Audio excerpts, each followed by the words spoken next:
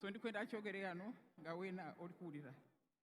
Excellency ekiraku Busoga University abantu basanyufu nti erikwirawo bansaba nti bandyenze nursing school eyali e Bugiri eirewo kubanga yali bakolera emirimu akatale abaana so bali kusaba nti weirawo nursing school eyo eirewo.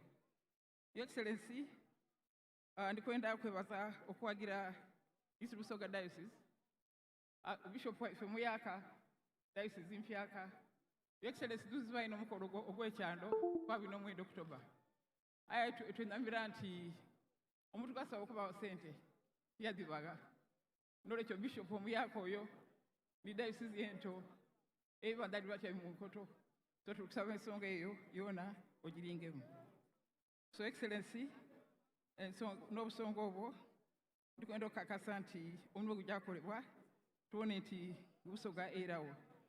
So balamu abantu b'ebikooli mbaire nkali kulida ku nsonga ibiri, ensonga ey'obulambuzi n'ensonga eya Uganda. Ebyobulambuzi ndakwira twogere ku facility daife kwenda gavumenti eringemu erongose etera amakolero ofisi hoteli n'ebintu ebindi musobola okufuna obutale n'esente. Ensonga ey'okubiri abakooli n'okubakoba nti nga muwala waimwe ndikubakoba nti aliwo ebintu ebitakusanyusa ennyuma awo byakosa muzina byakosa aye ku lwa Busoga ndikubasaba nti mwigalewo olwigi ku byaliwo tulinga emberi tutambule alala tutambule ndi Uganda kubanga tulina okulaakulana. So ndikubasaba mugemere NRM ebintu bitambule bulungi.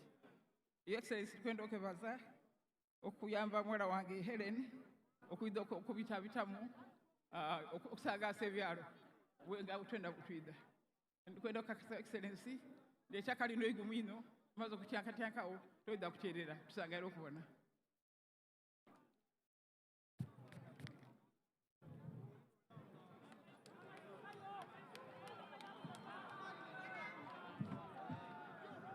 Thank you so much for those wonderful remarks.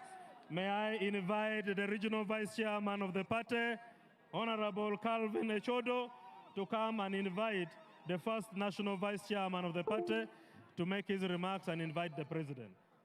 Mr. Calvin, in less than 3 minutes, because we are time bad.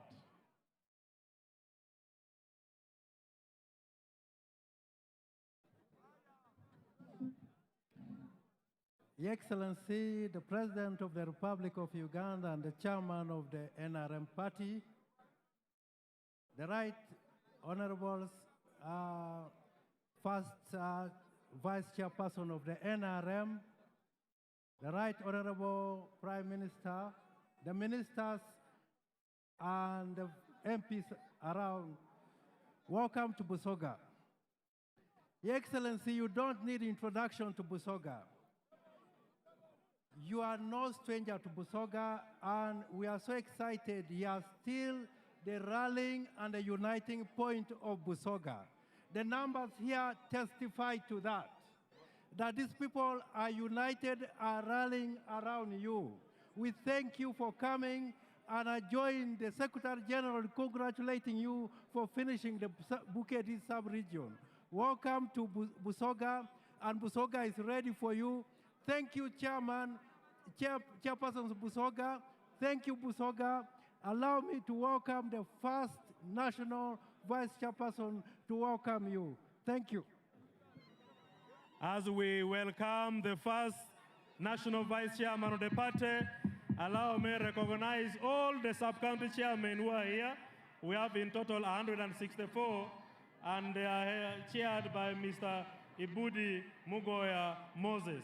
We welcome you and we thank you so much for coming to receive the President in Busoga. May we listen from the National Vice Chairman of the party.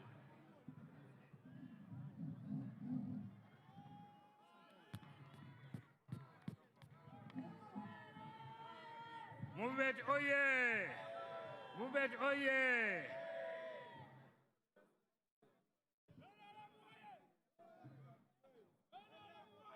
Oye!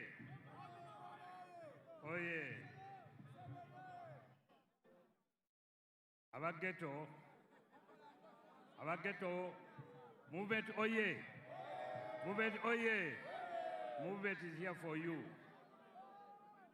Your Excellency,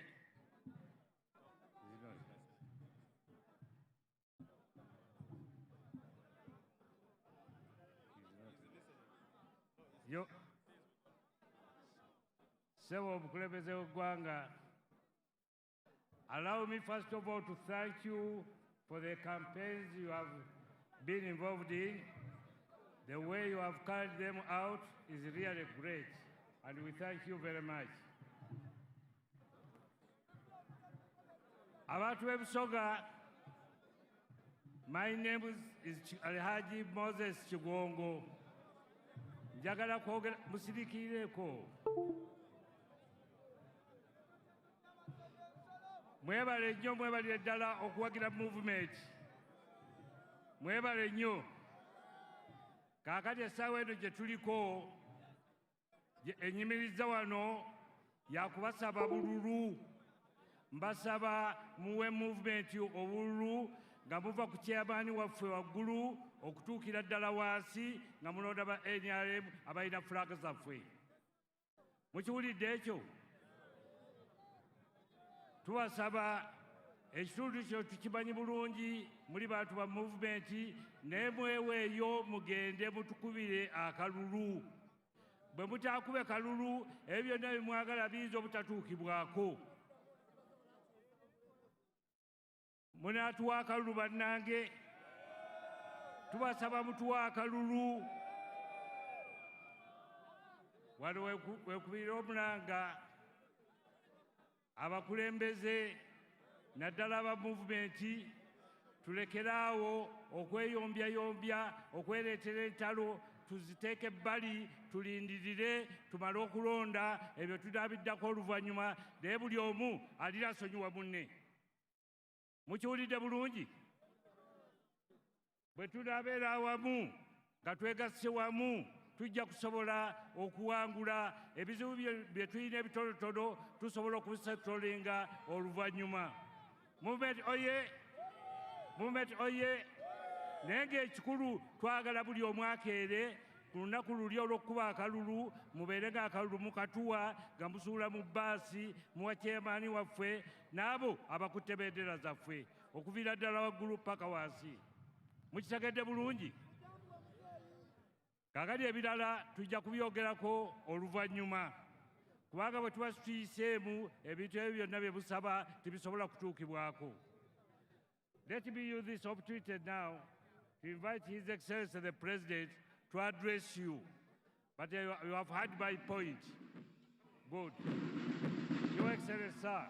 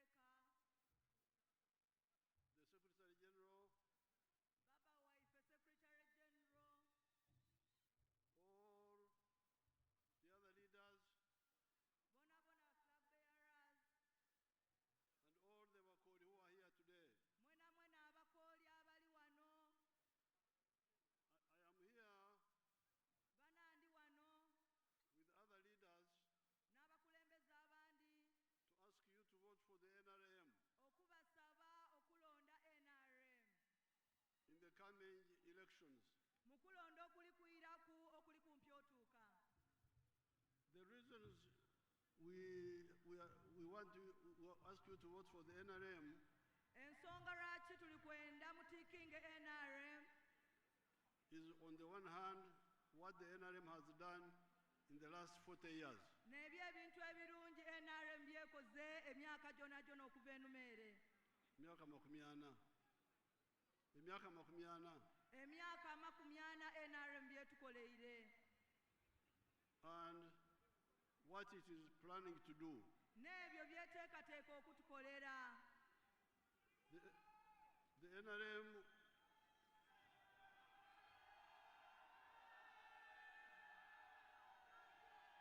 The NRM is a very clear-headed party. Muogana omutafuta tabula byangamba muleke kuogana mwebale. bana muzee alikuwa amusirikeku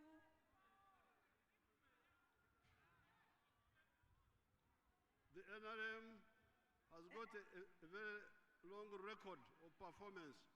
NRM erina bingi byekoze Erina ekisinde gyeyise. NRM erina ekisinde gyeyise. NRM erina byetuuseeku And has made 7 contributions to Uganda. erina itofaali nene eryeteire ku Uganda Has made 7 contributions. era itofaali lyeteire ku 7 diti ngeta ku Uganda Amatafari musanzu Uganda, NRM getade ku Uganda. NRM byetekeretekeire Uganda The first tafari era itofaali eryo erisooka nedde ensonga is peace.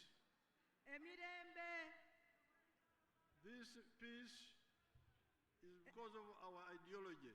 emirembe gidi era giriwo olw'endowooza yaife We don't believe in sectarianism of tribe or religion or gender chauvinism. ife tutwawulamu bantu kusinziira ku madiini kusinziira ku kuyindikiriza ku lulimi tutwawulayawulamu bantu baife aye tubagaita Now, because of that, we are able to unite people. tulina omulamu ogwogaita abantu baife nga NRM That's why we have got a national party which is viable. kyeva tulina ekinusi ekyetooloola kyagemaganya eggwanga lyona lyona If you check the elections of 1962, bwe weetegereza okulonda kwa 1962 no party was national. ensonga awo daali kaali kufuuka dda eggwanga lyona lyona They were all sectarian. daali dirimu ebyamawangawanga nimi dityo And that was the source of our chaos. era awo naawava ekinusi eky'okweyabulamu okwetabanguka n'entalo Secondly, if we are believing everybody's value, pardon mzee we believe in everybody's value. Buli omu alina omugaso. tulingira buli omu okuba ow'omugaso It enables us to form a national army, police, judiciary, civil service, which can keep peace in the country. tulingira ebintu ebiyamba nga byaigwanga byona byona emirembe obaweereza bonabona mu poliisi nga tugaita abantu mu by'emirimu wonawona abantu baife tubasika mu iwanga okuva mu bitundu eby'endala twagemanga iwanga We don't look at who you are, we look at what you do. titulingira bintu bindi tulingira ekyo kyokola titulingira iwanga Tetulingira gwani. titulingira niwani bakwetani tulingirira kikyokola Very good. thank you mzee Omwana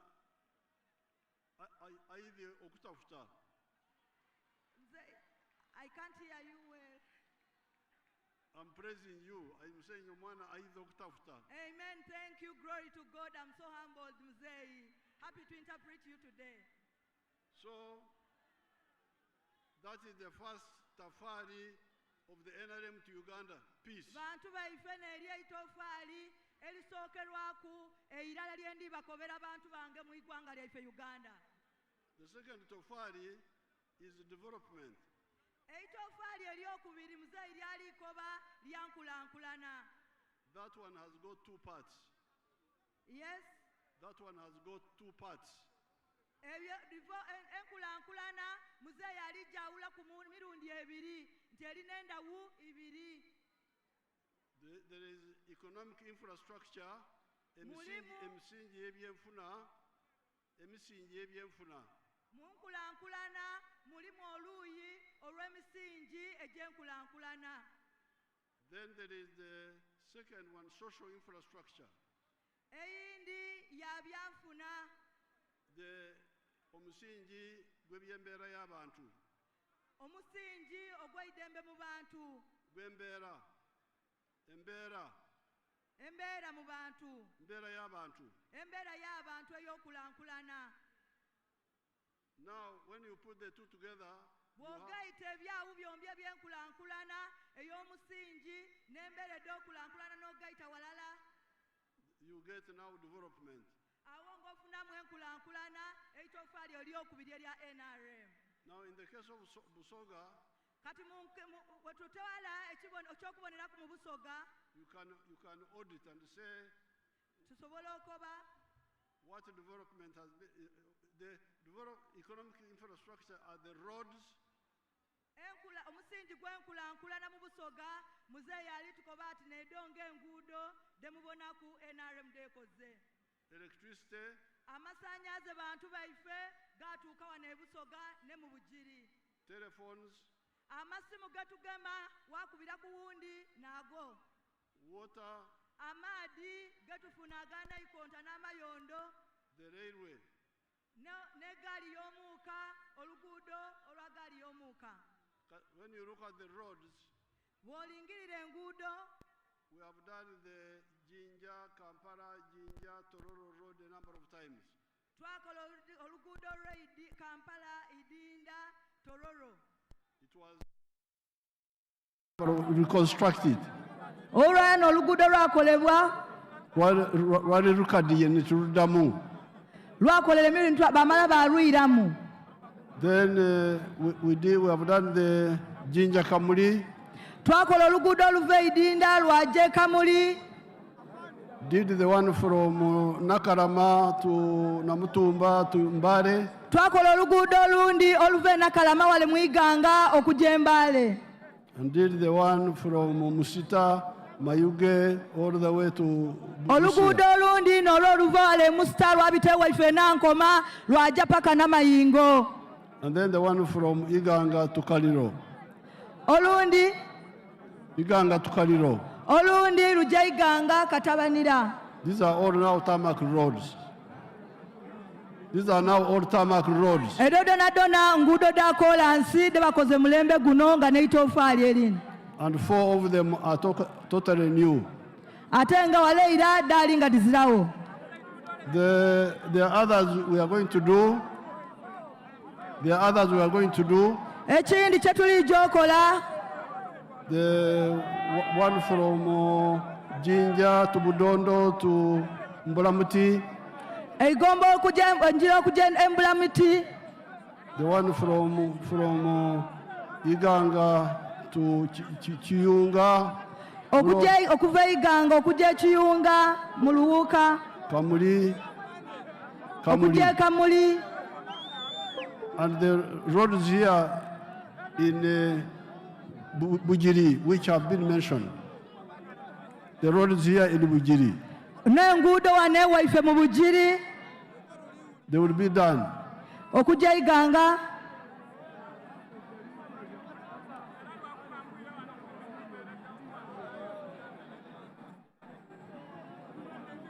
The roads here, which I have in my file here.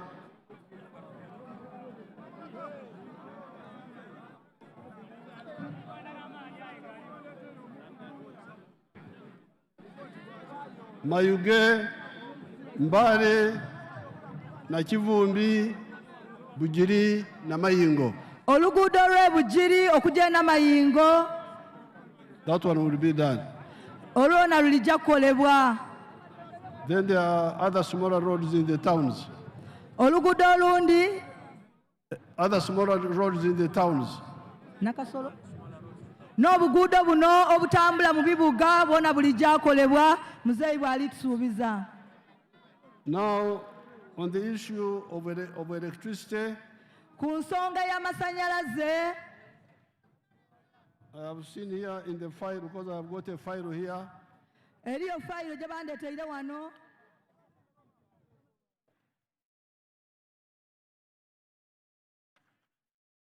If it can be quiet like that, I can.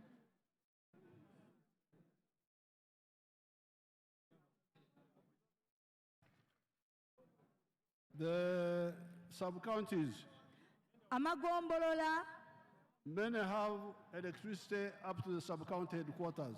bantu bange tujja kuba n'amasannyalaze paka ku bitebe eby'amagombolola wano mu disitulikiti y'e Bugiri. The one which does not have up to the sub-county are actually a minority. Ate amagombolola gakaalifuna amasannyalaze n'amatono aye tujja agakolako. I can see Nankoma does not have. Ndibona wano Nabukalu ku igombolola Does not have. baba amagombolola gakaali kufuna. Nankoma does not have. Nankoma Tebalina. bakaali kufuna. The other ones who don't have, Agandi agakaali kufuna. Buuni Town Council. Town Council y'e Buuni ekaalifuna amasannyalaze. Then there is Busowa Town Busowa Council. Town Council yona ekaalifuna amasannyalaze.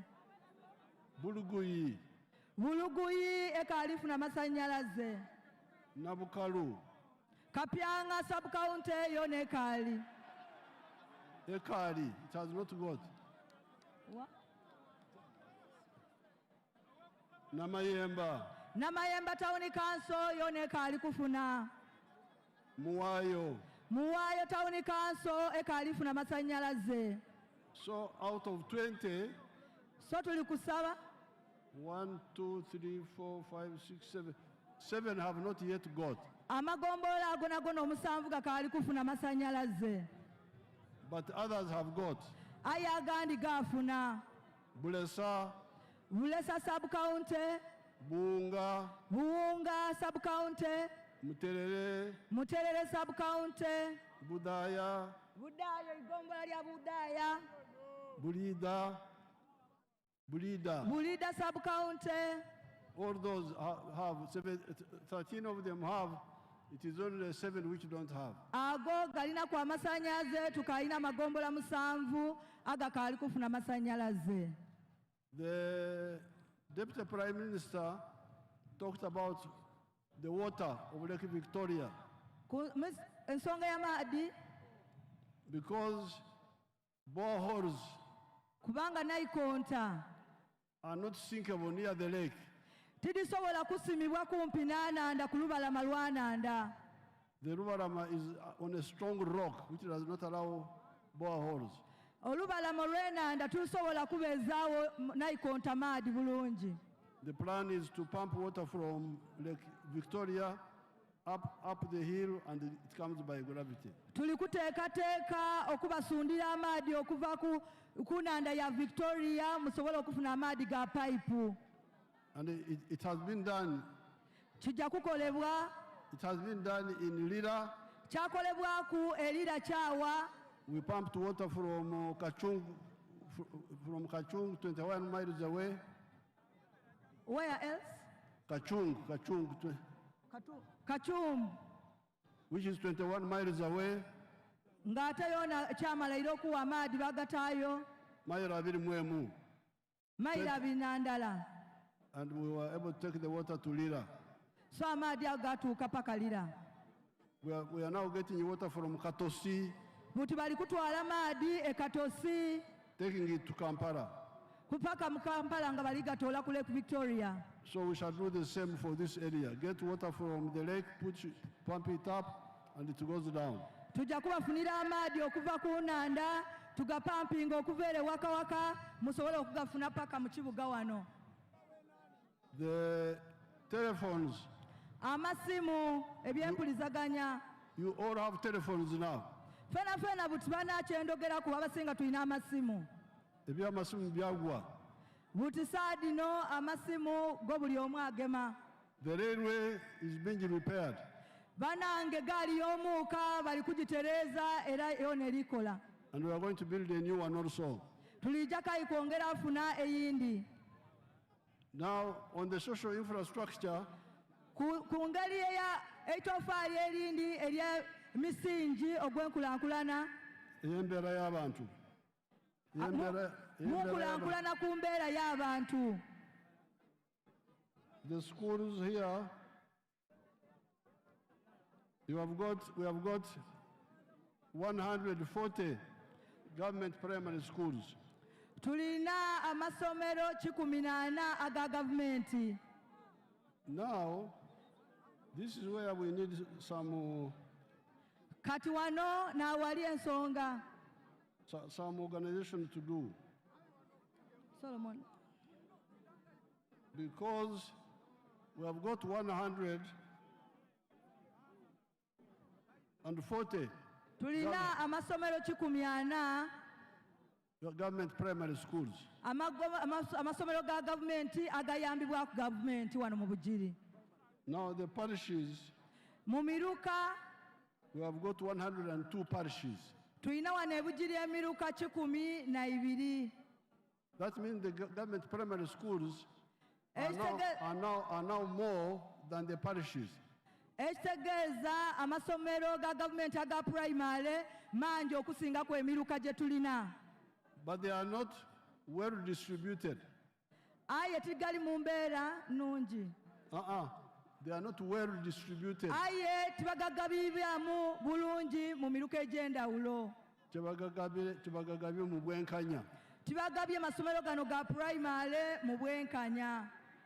So you find that only 58 parishes have government primary schools. Oyagaana ng'emiruka nga 58 n'agalina amasomero aga gavumenti. So which means that some of the parishes have got more than one primary school. Ekitegeeza oyagaana omuluka ogundi nga gulina amasomero aga primary agasingaku egindi. While the others don't have. Ate wayagaana omuluka ogundi ng'ate guzira isomero lya primary ate ng'amasomero already gali mu mangi. So I would want the RDC and the chairperson and the DEOs So nga tubita mu chairperson wa Bugiri to handle this matter. nteesa nti kino akigemeemu kuuku obukugu. Don't put too many primary schools in one parish when the others don't have yet. Tosimba masomero ga primary mu muluka mulala gwonka nga tukayina emiruka egiza amasomero ga primary ga government. Now the secondary schools, Ate amasomero aga senior aga secondary 9. gali 9. The Magomborora are 20. Ate nga amagombola tulina 20 mu Bugiri. So there are 9 which don't have yet. Ekitegeeza tulina amagombola agakaalifuna amasomero ga senior wano mu Bugiri aga government. Mwenda. Yes. Mwenda. Buli? Mwenda. 9. Tulina 9 agakaalifuna masomero ga senior wano mu Bugiri. But our policy Aye mu nkola yaife n'ennungamya yaife is for each sub-county to have one secondary school of the government. tuluwirirwa buli gombolola okuba n'eisomero erya gavumenti erya senior at least irala. And each parish to have one primary school of the government. Ate nga buli muluka ku nkola yaife erina okuba n'eisomero erya primary at least irala. Actually, the secondary schools are 10 Amasomero ga senior mu Bugiri gali 10 nga ga government. if you add the one of the municipality. Nga oyongeireku agali municipality.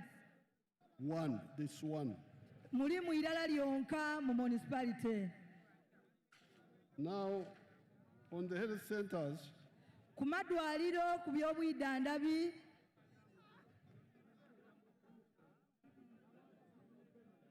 there are 20 sub-counties, there 20 sub-counties. tulina amagombola 20 mu Bugiri district. One has got a hospital, Ndala eza idwaliro. Erimu Irwariro. One sub-county, Erimu Irwariro. Igombola irala lina okuba n'eidwaliro. Another one has got, Agandi gazira. no. One has got health center 4. Irala magombola gaife igombola irala erina eidwaliro ku Mutendera Health Center 4.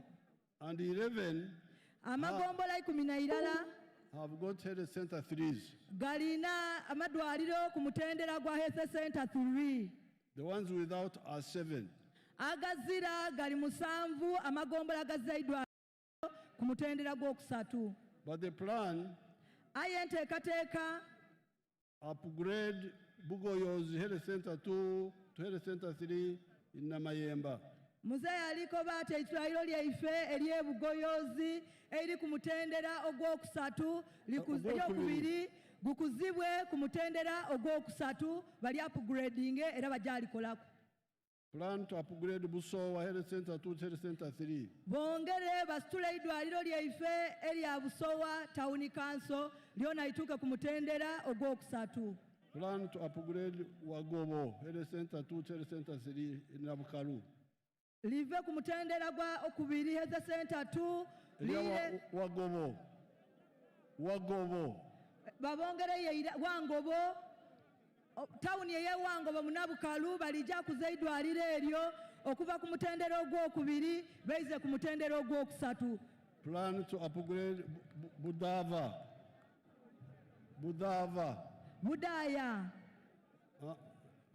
That's how they write it here. Budaya Sub-county, yes. Maybe that to health center 3. Yona efune Health Center 3 eidwaliro ly'omutendera gw'okusatu. And then new health center 3s will be constructed in Buumi Trading Center. Amagombola g'amadwaliro Health Center 3 nga mayaka tulite Buuni Health Center 3. Muwayo Trading Center. Muwayo Town Council yona efune Health Center 3. And Muterere Sub-County. Mutere yona Health Center 3. So these two. Mutigana abiri.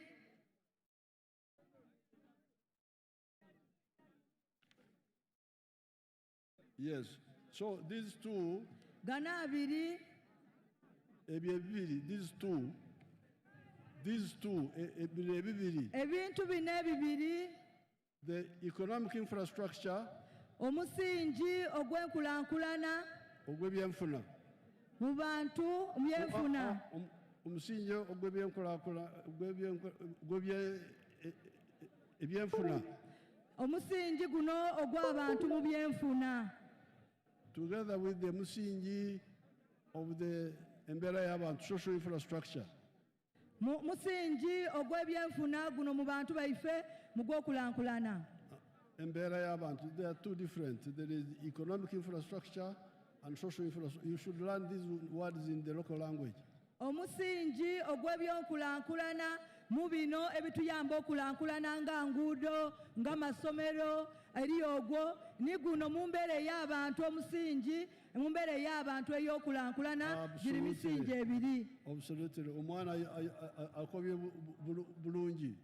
Weebale ino nsiimye baba. The two ebiri gino emisingi form development.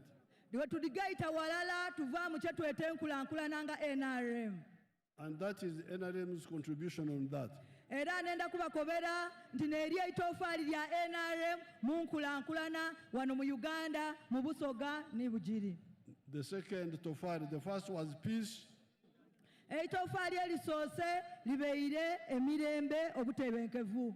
The enkulankulana with the two sides. Eryokubiri libeire enkulankulana enduyi dombi mu mbeera d'abantu ni mu bino bye tukozesa okufuna enkulankulana. Is the second tofali. Eitofaali eryokubiri. Now, but there is a problem here. Kati wano tulinawo obuzibu. Which we saw in the 1960s. obuzibu obwo twabubona mu 1996.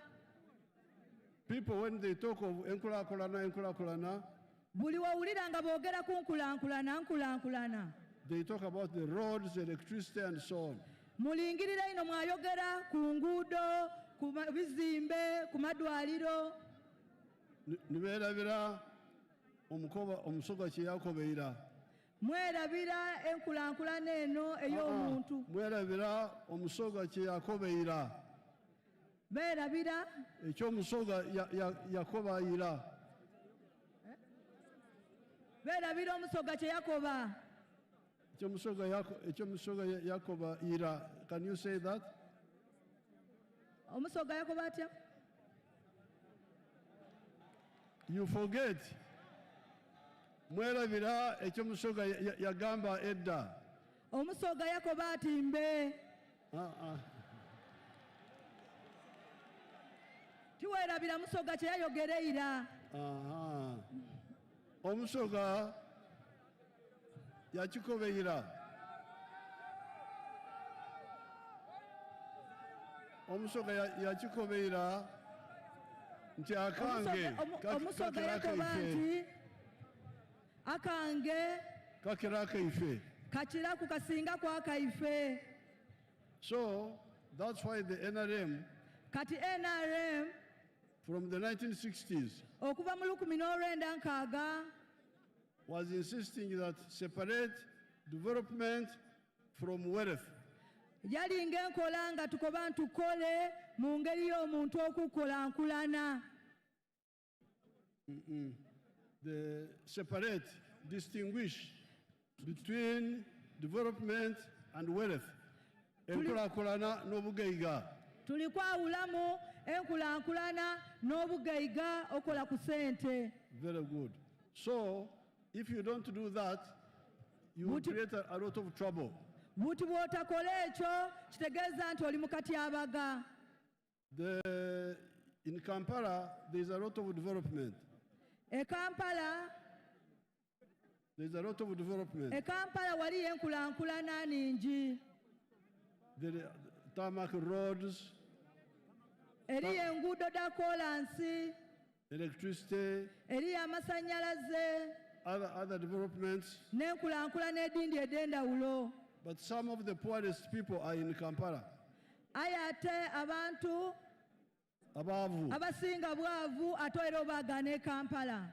The ghetto boys you are talking about are in Kampala. baani nazze bano be tuli kwogera ku abageto era ne Kampala obaagaanayo. There is a development. eriyo enkulankulana Aye n'obwavu bukaaliyo. aye ate n'abaavu baasigala nga bakaaliyo. So that's why we say, please separate wealth. so kye ndi kusinziirako okubakoba ti bantu bange mwawula okulankulana n'okugeigawala. And we have done this from the 1960s. kino ekintu akikola mu 1996. And those who have listened to us have moved. era ababakiwuliriza basoboire okweyongera ku n'okulankulana. But let me see here in Busoga, the examples I have here. There is a man called Basangwa. I don't know whether they captured his work. kamboneku wano omwami ono Basangwa. Wasangwa.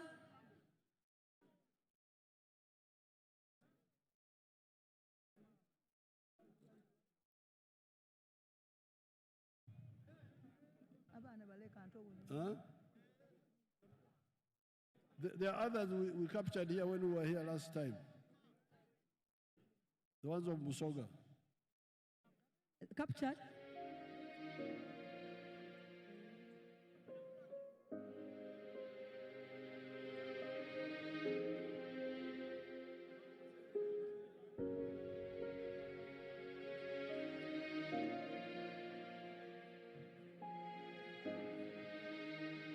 Amanya gange nze Kaziwe Mike, tuli Namazala LC1, Mercedes of County, Jinja District.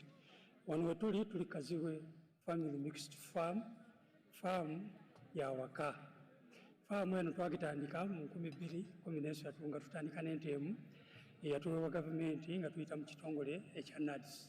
Mu kiseera ekyo gavumenti yali etuwa emitwalo 7 era ffe emitwalo 7 twayongerako emitwalo 35 ne tugula ennyana ku miliyoni 1 n'emitwalo 5.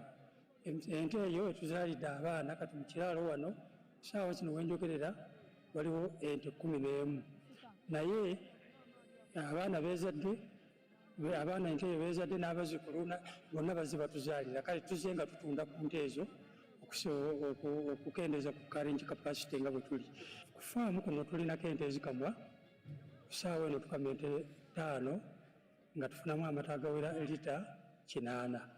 Buli lita tugitunda siringi 1200 lunaku ne tufuna emitwalo 9,600. Omwezi ogumu tufuna miliyoni zaffe 2,88.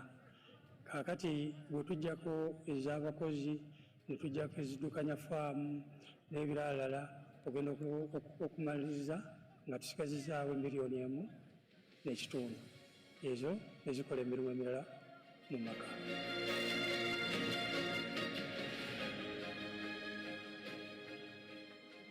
Mu nte muno era tujjamu biogas tumukozesa mu kufumba. Ne woba okoyo oba ova mu nnimiro toweerera tomenyeka osazawo wano gaasi n'ofumba ne bitereera era kyatutaasa nnyo tetukyamenyeka nanku. Kino kyenkutte mu ngalo ye sabbuuni waffe gwe tukola okuva mu busa obw'ente. Sabbuuni ono tumukola mu biosilary abaavudde mu biogas digester nga gaasi amaze okuvaamu.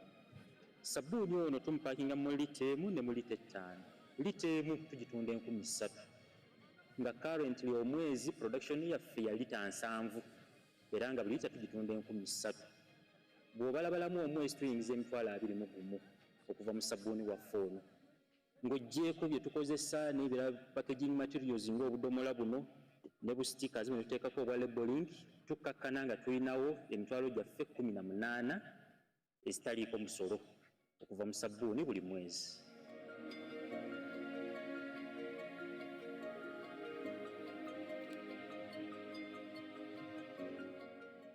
Ennimiro eno tugiyita COVID garden.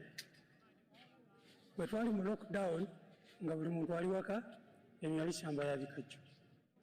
Ne tusalawo ne tugamba ebikajjo tubigyewo tuzimbewo koko. Olwo nga mmaze okugendako ewa mukwano gwange mmaze n'okuwulira pulezidenti bw'asomesa 4 acre model. Wano tulinawo ebikolo bya koko 1,800. Buli eka twagiteekamu ebikolo 450. Kati nga tetunnaba kutandika kulya koko twali amatooke kuba buli kikolo kya koko bw'okiraba kwaliko ekitooke. Muzeeyi agamba 4 acre model tuli ku principle ye kituufu naye ffe tubala bikolo tubala nti ebikolo 450 biri kukola eka kati ffe tubala nti wano tulinawo eka emu ey'ebitooke mu 4 acre model. Koko sente zazifuna kubanga wano tukungulawo ekiro zaffe nga 100 buli mwezi. Buli kiro tugitunda emitwalo 2,600. Emitwalo 2,600 tuba tulina obukadde 2,600 omwezi.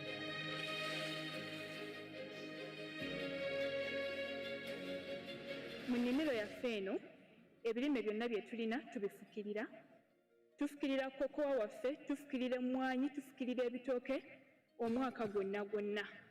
Era nga kituyambyeko okufuna yields enji omwaka gwonna ogwetwololera.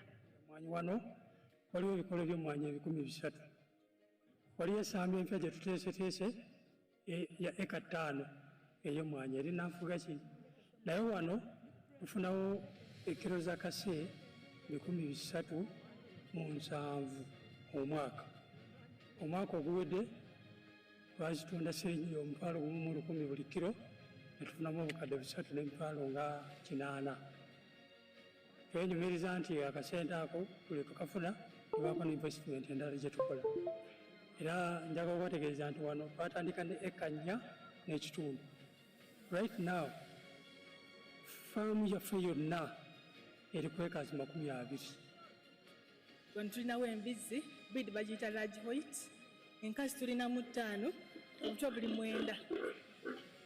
So embuzi yaffe eno enkazi gy'olaba okuzaala average etuwa bwana 10 ate average namala nekuzaako obwana 8. Obwana bonna eno omwaka tutundamu obubizi 68. Buli kabisi katunda emitwalo 10. Omwaka netuba nga tukoze miliyoni 6 mu emitwalo 8. Era nze njagala nnyo okwenyumiririza mu Pulezidenti Museveni olwa idea ze yatuwa yafu eka modo. Siraba nsonga ky'omuntu wa eka emu eka 2 osimba ebikajjo. Njagala eddala ero bannayuganda lituveemu omuntu okole ekintu ekisobola okukuweesa ssente abaana basome amaka gatebenkere. So for eka model is the way to go. So you have seen now Mr. Kazibwe, what he has done there. Kati mubona ebikoleibwawo. You have seen what Mr. Kazibwe has done in his home. Ndowooza mu bweine mwami Kazibwe tuva okubalaga byakoze maka ge. He has got cows for milk. Alina ente ed'amata. Selling 80 liters a day. Ng'atunda lita 8. He has got coffee. Alina emwani. He has got cocoa. Alina kokowa. He has got pigs. Alina wo n'embidi kayaya. I didn't get well his total per year. Tigemisa bulungi nfuna ye mwaka. But it is quite a bit of money. Aye ng'ate mu kubona okwange afuna mwaka sente akawera. Because for the milk alone he was getting about net of about 12 million a year.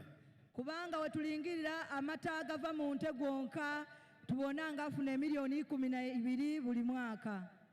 So he's following part of what we told you in 1996. Alikugoberera ekyo kwebyo twabeegesa mu 1996. The 4 acres model. Ogwo omulamwa ogwa ekeina ekyokuboneraku. 1 acre for coffee. Nga yiika ndala bagirima mwemwani wagiza kumbali. 1 acre for fruits. Eka eyindi waatamu ebibala. 1 acre for pasture for dairy grazing. Eka eyindi eyokusatu waatamu eisubi lyosobola okuliisa ebisolo byo. Acre number 4 food crop for the home. Eka eyokuna ng'otaamu ebyokulyaku ebyewaka. Then in the backyard poultry for eggs. Then wabayo nga olinayo ne kunkoko edikuwa amaggi. And then piggery like you saw because we were there. Era wabonawo ng'alinawo n'embidi daayaya. Then near the wetlands fish farming. Ng'ate woba ng'olinawo okwawali kwakabali bali ng'ofuna amaadi osobola okulundawo engege. You will get a lot of money. Osobola ofuna sente mu ebyo ebintu bantu bange. I want my staff to get the total for Kazibwe so that we use it when we are talking. Nsaba abantu bange abankoleraku basobola okunfunira omuwendo ogw'akasente mwami Kazibwe kaafuna. But I can give you one example from very far away. Aye nga nsobola okubakoba nti ensonga eyo beekola bulungi ino. From Karamoja. Okuva e Karamoja. Katulabe Karamoja. Bate ku Karamoja.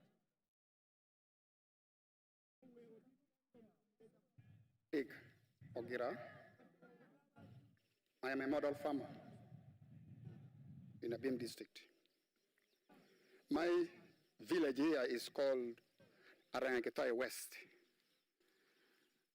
Arangetoy Parish, Abuk Town Council, Abim district in Karamoja.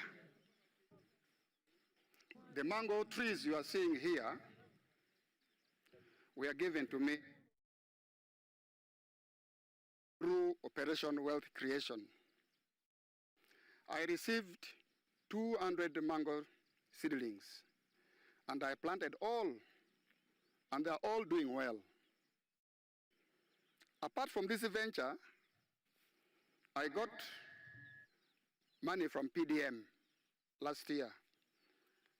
I got 880,000. And I used 800,000 for buying 10 goats and the goats are there. They have multiplied. They are now 16. Part of the money of PDM I used for buying cassava stems. Through that money, I've managed to plant 2 acres of cassava. They are now doing well.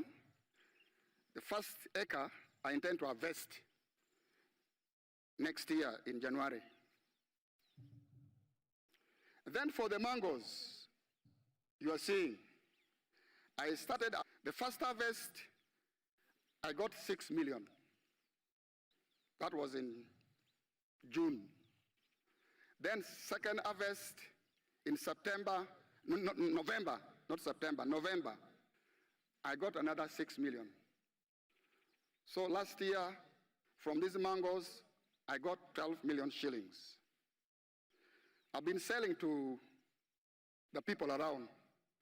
Actually, Soroti Fruit Factory has booked this mango.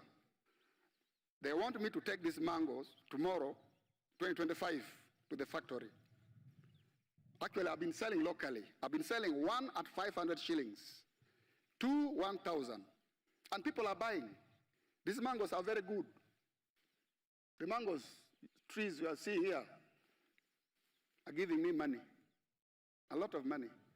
And I want to thank His Excellency, the President of the Republic of Uganda, Kaguta Museveni, for coming up with the idea of Operation Wealth Creation in the country. This is money. I am not going to suffer.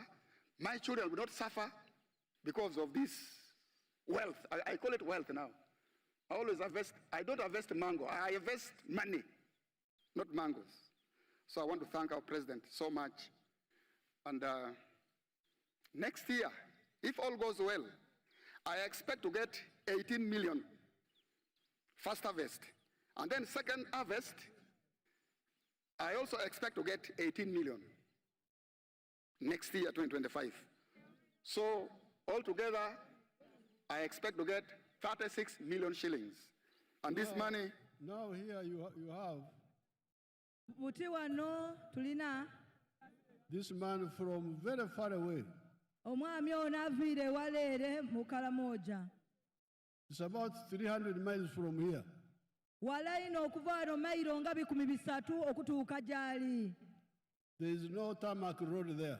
Ezana luguudo lwa kolansi oyo omwami gy'aviira. There is electricity is now there. Electricity is now there. Aye buti amasannyalaze wendogerera galiyo. And the phones are there. N'amasimu goona galiyo. But the road is still maram. Aye enguudo ddayiwe dikaaliterera bulungi. Aye obugayiga buliyo. Aye obugayiga abukoze. Mumubwine awo. We mulinze awo obwera ku screen obugayiga mububwine. Enkulaakulana ntono. Enkulaakulana eriyo ntono. Aye obugayiga bungi. Aye obugayiga obw'esente buliyo. So this is what we always want our people to be clear. Kino kye tweta. Kye twagala our people to be clear about. Kino kye twatandikawo okwenda okwinonola abantu. If people had listened to our message of 1996, we mugiira ku musingi gwaife ogwo ogwa 1996 of 4 acres model, ogw'okugerezaaku okulima ku eka ina donka. there would be, for the people with small land,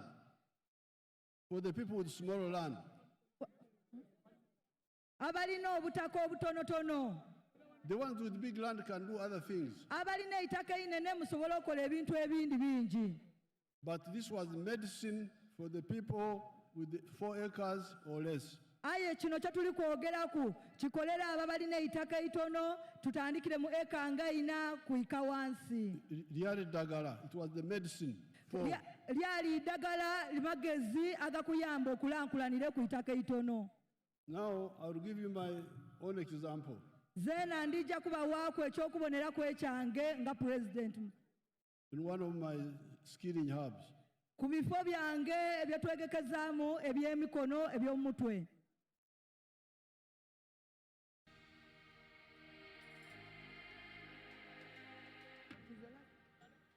My name is Dr. Maurice Uchem. I am a commissioner by appointment, deployed at State House, and I've been assigned by the President to execute the 4-acre model. And I've put them so far in 10 regional zones in the country. Now, the 4-acre model is an idea conceived by the President to guide our farmers on how to utilize their small acreages of land so that they can earn more money through intensive farming. And here we are talking about enterprises that have good yields and high income for their household. So we have the fish farming, which is one of the enterprises that can be done near the water without interfering with wetland and tampering with water flow. Then we have the zero grazing unit. On the other side, we have the coffee, we have the banana, and also a household needs food crops as 1 acre plus fruits. So this idea of the 4-acre model is to support income for the household. And as I will go into the small mathematics, you will know that it's capable of pulling somebody out of poverty. Now, specifically on the fish pond, here is about 20 by 50 meter pond, 1,000 meters squared. After finishing the excavation, we stock 10,000 fish. We feed it for about 8 to 9 months. In the north, which is warmer, the fish grow faster. And in the west, which is a little cold, you add 1 more month to reach the same quantity grams. So by that time, the fish will be about 800 grams to 1.5 kilograms. In the market, the fish which is 1 kilograms or 800 grams here costs about 10,000 shillings. So having stock here 10,000 fish, by 10,000, somebody will get 100 million in 1 year. And then when you subtract other cost of managing, which is roughly 30 million, somebody can be able to save 70 million on this fish pond. And in this size, we can put 2 of them in 1 acre. So meaning in this particular acre, somebody should be able to get around 140 million shillings. Now, that is my testimony now. Kati buno bwenva obalagana obudulizi bwange. My people in Lango have planted coffee, Abantu bange basimbye eyo emwani, bananas, amatooke, pineapples, enanansi, and they have got zero grazing cattle there. Era baba kunye balundira ku ente awatontono. But they have also done fish farming. Ate era bagayitaku okulunda ebyenanda mu maadi. The only thing they have not done is the pigs. Kyonka kye batakoze kya kukuuma mbidi, kulunda mbidi. And poultry. N'enkoko. So out of the 7, they have done 5. Out of the 7, they have done 5. Okuva ku biro 7 abantu be kubudulizibwe bakakola ku 5. But from fish farming alone, aye mukulunda ebyenanda byonka mu bidiba, a pond of 20 by 50. Ku itaka eryefuuti 2 ku 5. Not foot, meters. Mu meters 2 to 50. Meters 2 to 50 by 50. They are able to get 100 million shillings a year. Nga bali kulundira ku 2 ku 5 mu mita balifunanga emiliyoni 10 omwaka. And this is in half an acre. Ate nga kino bali kikola mu itaka etawera yiika. Then when they deduct costs, era batola ku bye bakozesaaku mu kukola omulimu ogwo, they remain with 70 million. Basigazaawo ku emiliyoni nga 17 de bataku. Miliyoni 7 de basigazaawo. Now, if you do 2 in an acre, buti woba ne 2 mu yiika ndala, this is 140 million shillings from fish alone net income. Osobola ofunamu emiliyoni 140 mu kulunda engege donka mu bidiba ku yiika endala.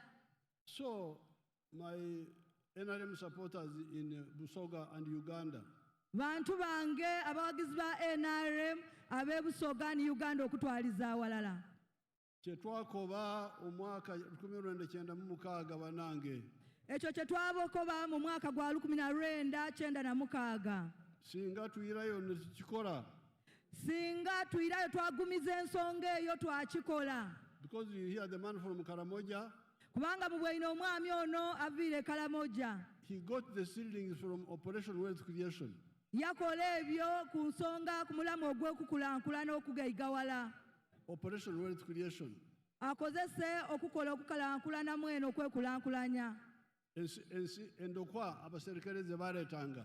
Yafuna endokwa oba ensigo ed'abasirikale de baleetanga. But this Operation Wealth Creation was in the whole of Uganda. Ate enkola eyo gavumenti gye yaleeta ey'okwegaigawaza ey'ensigo yaliwo mu Uganda mona. So you find that in Karamoja, somebody takes it up, but people are suffering near here, near there. Okyetegereza nga abantu ere Karamoja baakigula baakikola ate abantu bange wano nga bakaate bakaabonaabona. Abamu. Abandi abatontono abandi nga bakaabonaabona. So please, let's move. Banamba saba tutambule tukole. We have the money, PDM is coming every year. Tulina esente ed'okwegaigwaza ku muluka PDM ediida buli mwaka. We have been having a myoga. Tubeire n'esente ed'emyoga. We have been having a youth fund, women fund. Tubeire n'esente ed'okulankulanya abavubuka. And we are going to create more funds for the ghetto. Tulijja kwongera ofunayo esente ed'abageto. For the borders. For the borders. Aba boda. I thought these people had got. They are like the ones of Kampala. Nalindidde nti aba boda abe Kampala bafuna. The Haji Farouk, which of our people got money? Haji Farouk, Baba waife Haji Farouk Chirunda, bantu kyabafuna sente daba boda. Because they were all supposed, they should all get. Mwena wano muida kufuna. Now, Chirunda, if he's around.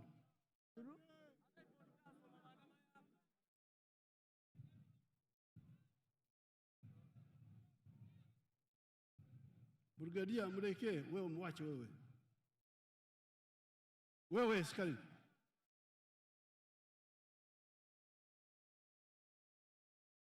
Brigadier, what are you? Brigadier, come. Toka wewe. Go, what were you saying? Move. You wanted to say something? Huh? You are talking to this one. Oh.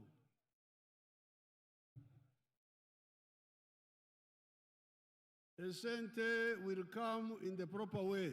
Esente dida kuida mu majira amatuufu. We are going to have a fund for the church leaders and Muslim leaders. Abakulembeze baife ab'amakanisa ob'amasinzizo. We are going to have a fund for the cultural leaders. Tuida kuba n'obuyambi bw'amakanisa ag'amasinzizo abakulembeze abamawanga abebyamawanga ababuwangwa. We are also going to have a fund for the university graduates who don't get jobs in 2 years. Abaana baife bona tuida bafunira sente banabasoma babatiikira ngaye bakalifuna milimo. We shall have a fund for them also. Tuida kufunira kwa bona obuyambi obw'esente. But that means what I'm appealing to you is take up these opportunities. Aye kyendi kubasaba esente dino edibadidya mwena munoonye ku emyaganya gino. So that you get out of poverty in your home. Musobole okulwanisa obwavu mu buveemu. So this is Tofali number 3 of NRM to Uganda. Lino neitofaali eryokusatu erya NRM ku igwanga lyaife Uganda. Now the fourth tafari kati eitofaali eryokuna is emirimu. N'emirimu. Where do jobs come from? Emirimu givaawa. The people who confuse Africa and confuse our people. Yes. Abantu ababuzaabuza abantu baife wano mu Africa. They give the impression that jobs come from government. Basiige ekifaananyi babaguza babakoba mbu emirimu giva mu gavumenti mwonka. That a failed country. eyeba igwanga iremereirwa Because there is no way the government can be the source of jobs. tasobola kuba ku gavumenti yonka nga yetulingirira okuwa abantu baife emirimu. The government jobs altogether are only 480,000. Emirimu gya gavumenti giringa mitwalo 4,800. Mitwalo 4,800. Mitwalo 4,800. Ana 48. 480,000. Emitwalo 4,800, yes. Now we are 50 million people. Aye nga abantu baife mu igwanga tulina emiliyoni 5. How can 480,000 jobs satisfy us? Emirimu emitwalo 4,800 gibeezaawo gitya abantu baife mu Uganda emiliyoni 5. Let me show you where jobs come from. Kati kambalage emirimu we giva. Let's see Mr. Byamukama of Kamai Demonstration Farm. My name is Fred Byamukama. I'm a member of Parliament of Buganges West Constituency, Kakumiro District. We are now at our 4-acre demonstration farm. The land we have here is approximately 4 acres. This is a farm we started 2 years back here, 2.5 years back. And on this farm, we have half acre of pineapple, has 6 cows for 0 grazing. We have poultry, about 25,000 birds, but only 11,000 are giving us eggs. And we have 1 acre of grass. We have piggery, those are very many. And 1 acre of coffee mixed with banana. Where we are, this is the 4-acre model farm. I did this activity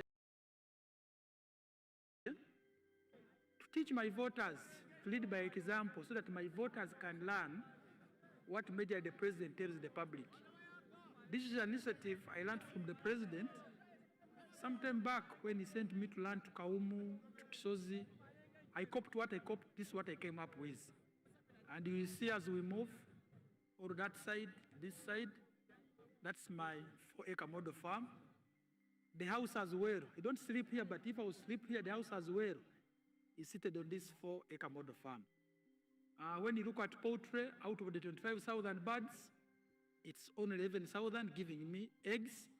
Others are soon giving me, and I get 302 trays per day minimally, because 11,000 birds are supposed to give me 366 trays. But because of the feeding method of deep litter, I don't get all the eggs.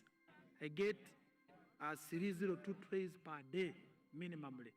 Then I sell in a month, you can get a net profit of 55 million, because you get 108 million, but you can't get all that. You have to buy feeds, pay workers, pay electricity. Remain with 55 million net pay. When you get the cows per month, these are 6 cows. Each cow minimally gives you 20 liters. So when you get 20 times 6, that's 120 liters per day. 120 liters per day. For us, a liter here is 2,000, because we sell each cup at 1,000. So you get 2,000 times 120, you get 24,000 per day.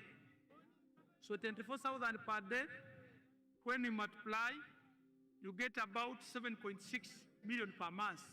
But 7.6 million per month, you cannot save it. You have to get 200 to pay these workers, sometimes even the drug for spraying. That is 0 grazing, you spray for ticks and other things. At the end of the day, you remain with a net profit of 6 million from the cows for 0 grazing. So this is our grass. Here, 1 acre of grass. This 1 acre is enough feeding our 6 cows. And our cows are feeding well with this grass we have. When you get like the half an acre of pineapple per harvest, you get about 4.5 million, and I harvest twice a year. You will see, even as now, there are those which I can harvest for my friends to take. When you look at the piggery, in a month, I can get about between 150 and 180 piglets. But those I don't sell. I give to my neighbors prayer. When you look at coffee, we normally harvest 12 million. We normally harvest 12 million from 1 acre because we're just starting up the harvest. We had the first harvest, and when you get about 12 million, but when you irrigate very well, and you have fertilizer, you get between 18 and 24 million. From 1 acre, coffee alone minus banana. And this banana at the end of the month, you can get about 1 million, 1.8 million. But I don't sell my banana, I use it for eating. So I simply get my coffee to ensure the other 12 million I'm telling you, which we are getting from this 1 acre, because we have tested it where you receive. And here. Now, that's what I wanted you to see. This young man started farming 4 years ago when he was elected to parliament.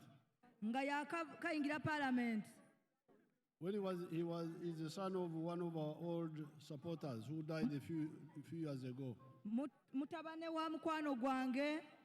Who died a few years ago. But when he was elected, his father brought him to me. When he was elected, his father brought him to me.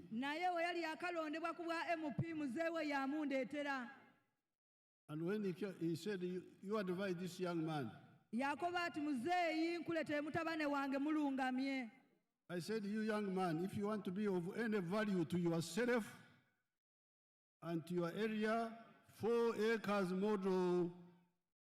Zena na mukoba nti mutabane wange woboyenda kuba muntu mwamagezi muntu mulungi ayongeraku wegeme boboyagala okwegasa gweweka woboyenda okwegasa wenka n'okugasa ekitundu kyo n'otagasa kitundu kyo 4 acres model.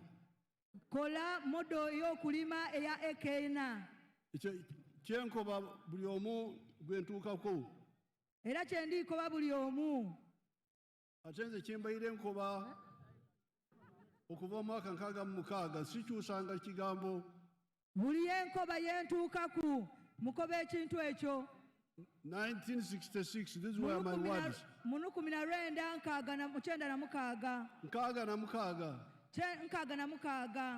Then 1986. 96.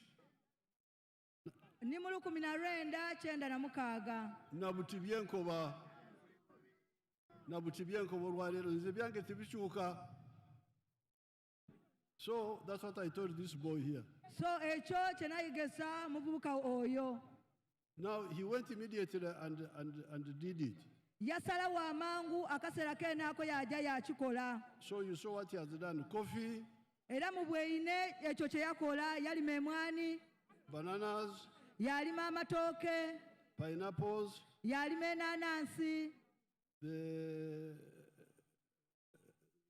the piggery, yaba n'embidi dona yalunda zero grazing cows, yaba n'enkoko n'ente, zero grazing cows and poultry for eggs, ali n'ente dalundirawo mu kiyumba ku eka n'enkoko z'amagi, n'enkoko edimuwa amagi.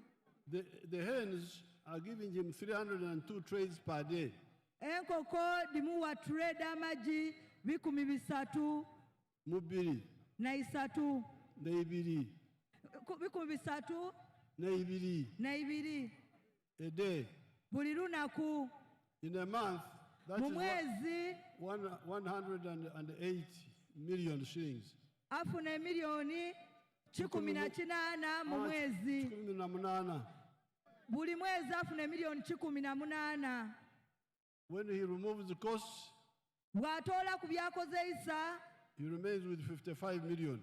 Asigaze milioni 55. That's a lot of money. Edo sente ningi. In a year, that will be like from eggs alone. Just ngali difuna mu magi gonka edo sente. And this is the net after removing the costs. Ngate edo ne sente dafuna donka ngatoire ku byakozeisa okusasula kwa bakozi. So byamukama is now omugayiga. Mutero yo sadino mugayiga. But the mugayiga of Yamukama ayo obugaiga bwa mwami bya Mukama has produced emirimu for 26 Ugandans. busazizaaku eibula ery'emirimu mu Bannayuganda. This is how jobs come. Kino n'engeri yonka emirimu egiyiddamu. The idea that majority of jobs come from the government is a colonial, neo-colonial concept. Endowooza y'okulowooza nti emirimu giva mu gavumenti mwonka eyo ndowooza ya nkola yaira ey'abamatwale. Y'abamatwale ate n'abanyunyusi. Abanyunyusi, parasites. Abo abantu abatununuununta abali oluuyi olulala nga tebatulowoozaako. So, these are jobs from commercial agriculture. Kati eno yonka n'enkola yonka ey'okulankulanya mu kulima. Evuire mu commercial agriculture. Okulima okuvaamu esente oba okulima okw'ebyesente. Which has produced jobs. Ate ng'esobola okuleeta emirimu. Now let's look at the factories. Kabiri katulingeku mu byamakolero.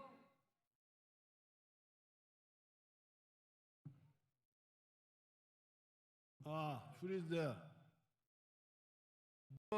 That's a town of factories near Mbale. Eyo be muli kubona ne factory ediri okumpi n'ekibuga kyaife eky'Embale. Ye town y'amakolero near Mbale. Neyo tawuni ekibuga eky'amakolero mu Mbale. These are new ideas. Dino ndowooza mpyaka. Because you remember our old towns were towns of duka. These were the old towns. Kubanga demweta tawuni no dode mbonamu amaduuka amatontono. The bona batunda wuzi, ebizugo, mafuta g'etaala bikibi. Yetwagaana tawuni, yetweta tawuni naye dode mwagaanamu amaduuka gatunda bwito, bizigozigo, bintu bityo. When you go inside, how many jobs are there? Only one shop assistant. Bw'ogeetegereza okujjayo okubona mirimu ki abantu baife gye bafuna mu butawuni obwo oyagaana nga gyakuyamba ku buyambe ku maduuka. Now let's see one factory now.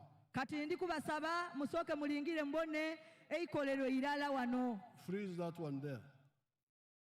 Those are jobs in one factory. Eri eikolero irala ayebona emirimu egiri kuweebwa abaana baife. Now these factories have just started coming. Gano amakolero gaakatandika okuyida. But they are already employing 1.3 million Ugandans. Ayi ate nga gitugemeire kukuwa abaana baife Abannayuganda emiliyoni nga 3 emirimu. Miliyoni emu n'emitwalo 3. Gagemeire ku abaana baife abafunye emirimu mu makolero gwano emiliyoni ndala n'emitwalo 3 nga bafuna emirimu mu makolero. That means about 3 times more than all the jobs of the government.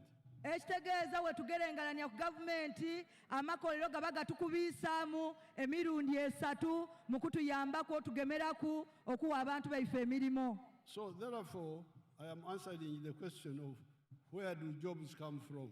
Kati banandikuyiramu ekibuuzo kye tuli kubuuza nti bana emirimu givaawa. From commercial agriculture. Giva mu kulima okutuwa esente. From manufacturing. Java mu makolero agatukolera ebintu. And artisanship. Ebyemikono. Ate gava mu bintu ebyemikono.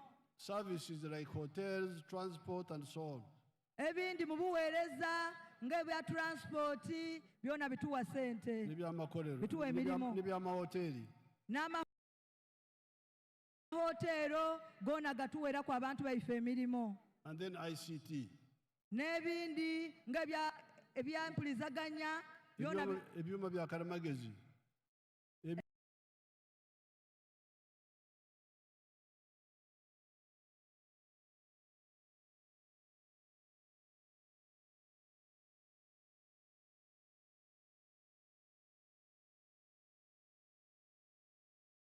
Ebyuma bya kalimagezi nkulankulana. 3 Obugaiga. Eitofali eryokusatu obugaiga.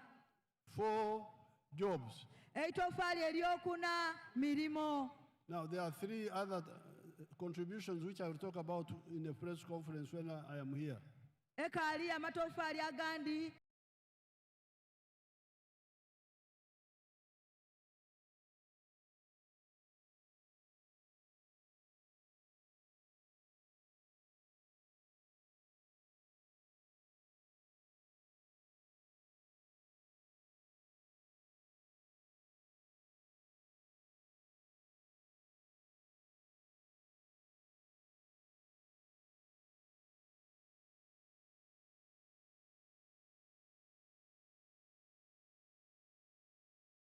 Ngasatu kwao NRM getaire ku Uganda. Which I will talk free education in government schools.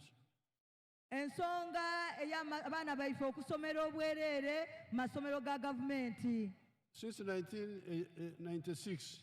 Okuva mu 1986. 96. I proposed free education in government schools. Twawa abantu baife abaana baife okusomera obwerere masomero ga gavumenti. It started well. Gakola bulungi. Kyatandika bulungi. Gatandika bulungi. But along the way, people blocked it. Aye makatikati eyo ebintu byadobankana mukwawo. They started demanding school fees. Matandika masomero ago okusaba school fees abazaire. And the children had to be thrown out of school. Children had to be thrown out of school. Kyaletera abaana baife abandi okuva mu masomero olw'okusaba school fees. Well, as you know, I am a fighter. As you know, I am a fighter. Ngawe mwidinze ndi mulwani. But I don't fight all the time. Aye tirwana buli kaseera. Most of the time I prefer to talk. Akaseera akasinga nsinga okwenda ino okwogerezaganya. Until it is impossible to talk, and then we sort it out in other ways. Paka wekidemera awo memayo twakanti katitwira awandyo. So I said, now how can I convince these people? How can I convince? Bantu bange mbamatiiza ntya. That's why I started skilling hubs. Awo nakoba nti kansooke ngonoke mbakolere amakole ebifo ebyegesa abaana ebyemikono. And provide free education for them. Era tulina ebifo ebyegesa ebyemikono bisatu. Ebyobwerere. So I don't know whether my graduates, some are here. Tidi oba abantu baife abandi abo bali ku wano abaganuirwa mu nsonga yaife ey'okwega ebyemikono.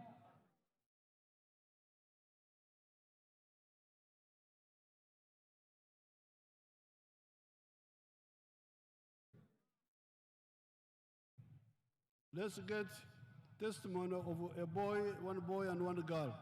Katufune ku budulizi okuva ku bantu baife bano abafunamu abeze mu bintu ebyemikono NRM President yataawo.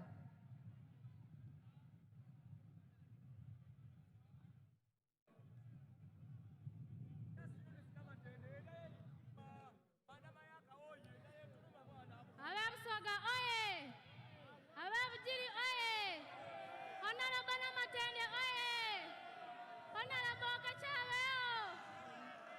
His Excellency, our President Museveni Abeo!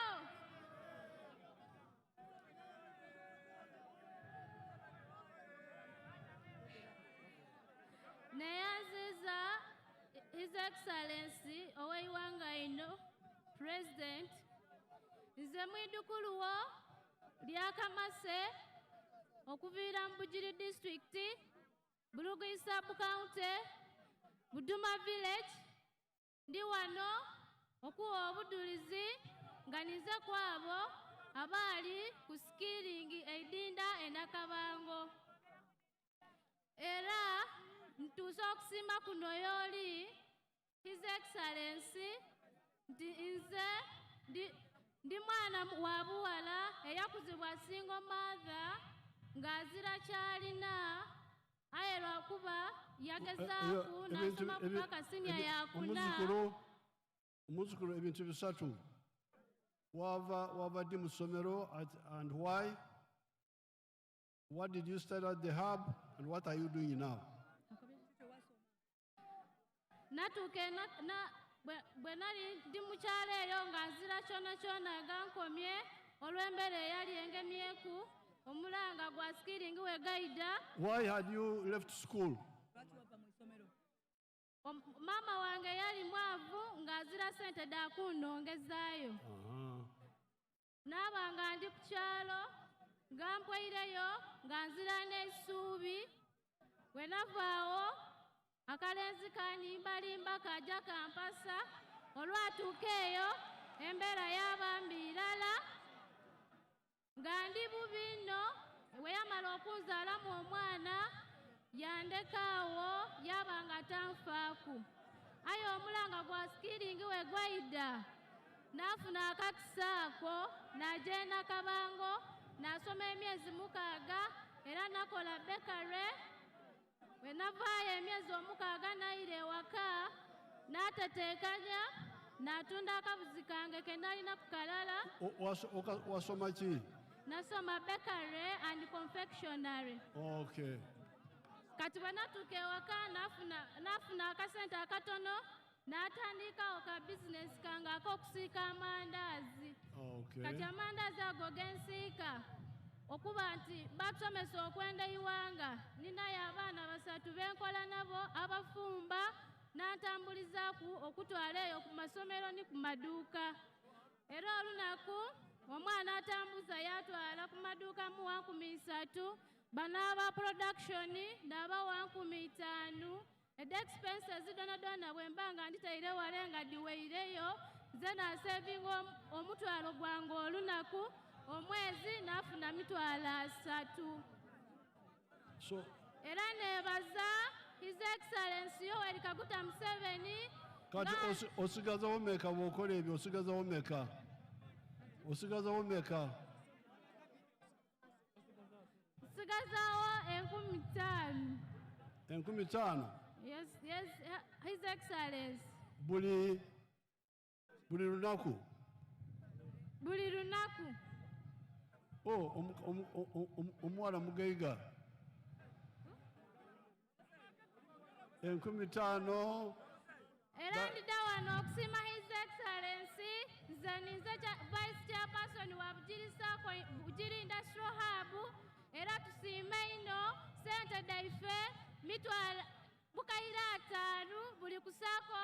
Era saawa dino wendogerera tuli mu training bali tusomesa engeri y'okufuna sente edo n'okozesa n'okudizaayo. Tweyanza ino tweyanziza era tujja kuwa akalulu. Muzeeyi abeewo! Muzeeyi abeewo! Kale.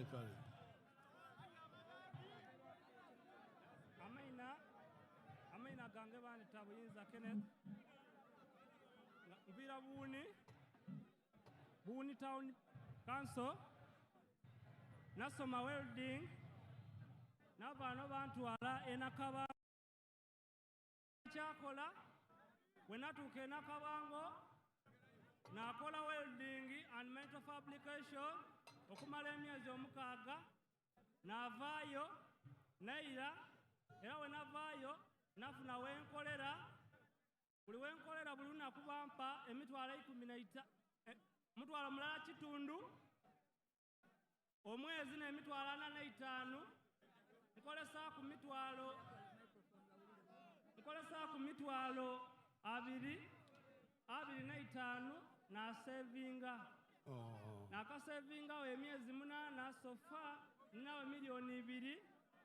Wenaawo ntuuka okusiima esente de watuteera ku sako nga nze chairperson wa sako Bugiri district. Zena tujakolesa sente edo nongere ku milioni 2 ntandikewo bizinesi yange. Baba ntuusa okusiima gy'oli nti weebale ino era tusiima by'okola. Mukama akuwangaaze otupulaninge ebisinga waawo. Kale. Now, thank you. You wait somewhere. I'll have a picture with you later. munindire kukumira afuna munindira awo twida kwekubyako ekifaananyi nimwe abaidukulu bange. Now, NRM leaders, abakulembeze ba NRM members, abawagizi ba NRM, Njagala, I want the issue of the school fees to be discussed by all of you. nende ensonga eno ya school fees tugigayegaye mu fena. I look at the school fees as a weapon of destruction. nze ningira ensonga ya school fees ng'ekyo ekirwanisa enkola ey'okusomesa abaana okusoma. Ng'ekyobutemu eri okusomesa oba ebyendegeresa. Because you can see these children here were hopeless. Kati bw'olingira abaana nga bano abava wano baali baweiremu isuubi. But with just 6 months, aye myezi 6, you can see what they are doing musobole okubona bye balikola on the screen.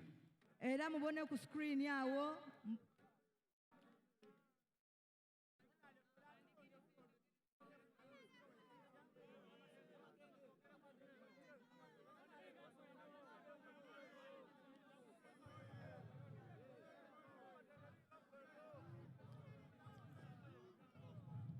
Now, some of those products Kati ebyo bye mubona bye bakola which they are making here,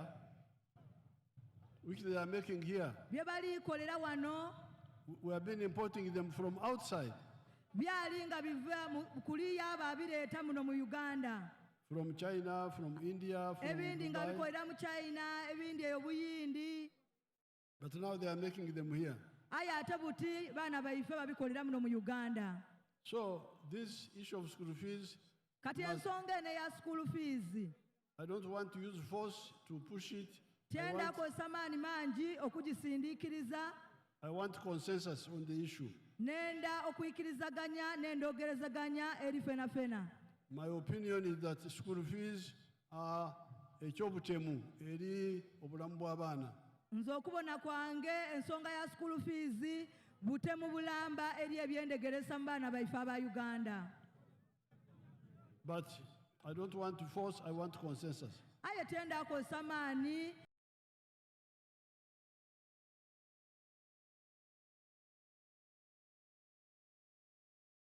nenda tube na ndogerezaganya tereza ensonga eyo. So therefore, you NRM members Kati abantu baife aba NRM, supporting NRM. abantu abakubuuza eyo lwaki owagira NRM. Number 1, Namba esooka peace. emirembe obutebenkevu. Number 2, Namba ey'okubiri enkulaakulana. enkulaakulana eri wakati. Number 3, Ey'okusatu obugayiga. obugayiga obw'okola sente. The NRM has shown us how to get out of poverty. Ngezizaako okubalaga engeri y'okwetoola mu bwavu. Has shown us and supported us. Tubweine ate twabawagira. Etuwabudde ate netuwagira. Tubawabwire ate twamala twabawagira. How to get out of poverty. Engeri y'okwetoola mu bwavu. And then jobs, how to create jobs. N'engeri ey'okutondawo emirimu. There are 3 other matafari. I'll talk about them in the press conference. Esigaireyo amatofaali gentogeireku 3